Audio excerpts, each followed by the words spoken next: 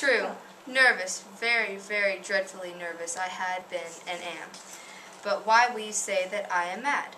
The disease had not destroyed or dulled my senses, but sharpened them. Above all was my sense of hearing. I heard all things in heaven and in earth. I also heard many things in hell. How then am I mad?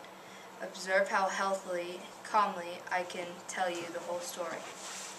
It is impossible to say how the idea entered my mind. But once made, it haunted me day and night. Object, there was none. Passion, there was none. I loved the old man. He had never wronged me. He had never given me an insult. For his gold, I had no desire. I think it was his eye. Yes, it was this. He had the eye of a vulture, a pale blue eye with film over it. Whenever it fell upon me, my blood ran cold. And so by degrees, very gradually, I made up my mind to take the life of the old man, and thus rid myself of the eye forever.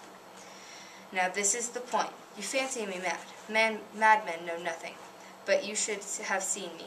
You should have seen how wisely I proceeded, with caution, with what foresight, with what dissimulation. I went to work. I was never kinder to the old man during the whole week before I killed him. And every night, about midnight, I turned the latch of the door and opened it, oh so gently. And then, when I had made an opening big enough for my head, I put in a dark lantern, all closed, that no light shone out. And then I thrust in my head. Oh, you would have laughed to see how cunningly I thrust it in. I moved it slowly, very, very slowly, so that I might not disturb the old man's sleep. It took me an hour to place my head in the opening, so far that I might not disturb him as he lay upon his bed. Ha! A madman would have been so wise as this. And then, when my head was in the room, I undid the lantern cautiously, oh so cautiously, for the hinges creaked. I undid it so much that a single thin ray fell upon the vulture eye. And this I did for 7 long nights, every night, just at midnight. But I found that the eye was always closed, and so it was impossible to do the work. For it was not the old man who vexed me, but his evil eye. And every morning, when the day broke, I went boldly into the chamber and spoke courageously to him, calling him by name in a hearty tone, and inquiring how he passed the night. So you see, he would have been a very profound old man indeed to suspect that every night, just at 12, I looked upon him while he slept.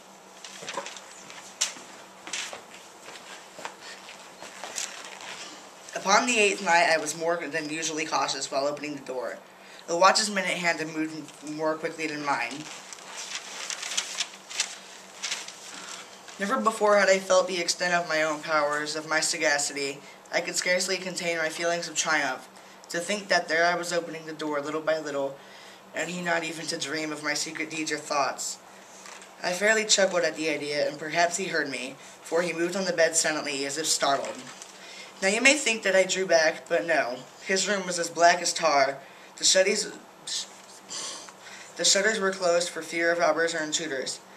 So I knew that he couldn't see the opening in the door, and I kept pushing it open steadily.